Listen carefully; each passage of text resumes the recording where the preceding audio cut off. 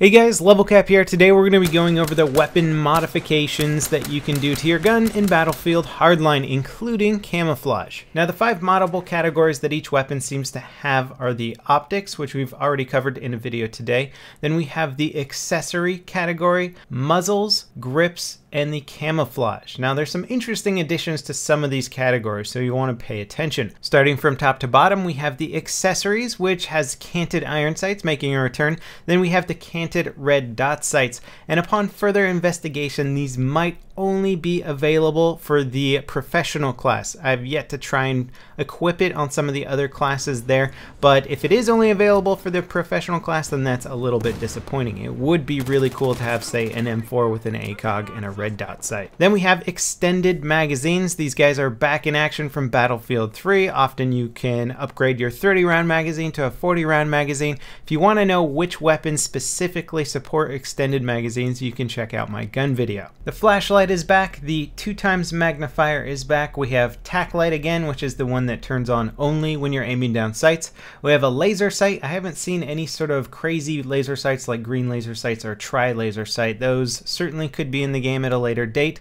We have a straight pull bolt for bolt action sniper rifles only, obviously.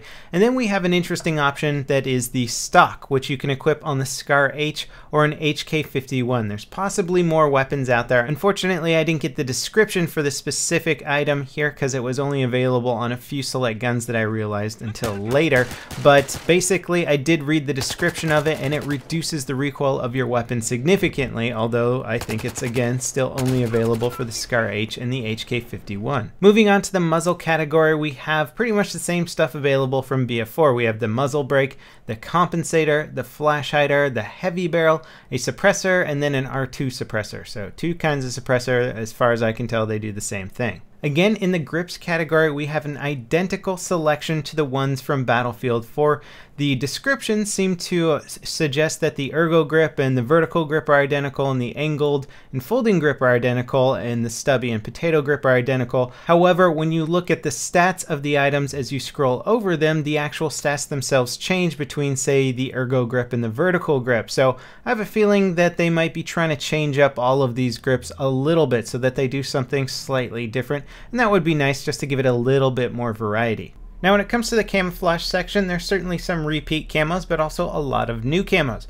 There's 63 different camos to pick from, plus the default camo of your gun. They're broken up into multiple categories. We have solid colors, jungle camo, forest camo, desert camo, urban camo, snow camo, aviator camo, hunter camo, and exotic camo if you really don't want to blend into anything. Now each of the environmental camos has 6 different camo types. You have the splinter camo, digital, ERDL, hexagon, spray, and tiger. This is all pretty basic stuff, the same kind of camos from Battlefield 4. Certainly the hunter camo stands apart from the others, as well as the exotic camo.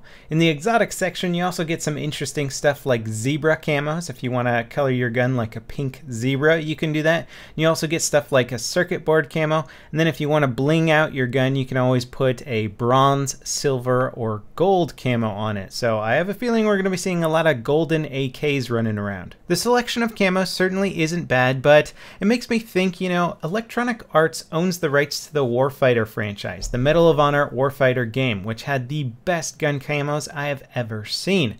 Why can't we get those kind of camos in a game again? I would love to see those camos transferred over. Just go ahead, copy and paste them, EA. I'll wait, and then we can get some of those sweet camos back in a Battlefield game. Anyway, that wraps it up for the weapons mod video. That should pretty much cover everything you can do to your gun in Battlefield Hardline. As always, guys, thanks for watching, and I'll see you next time. This is LevelCap, signing off.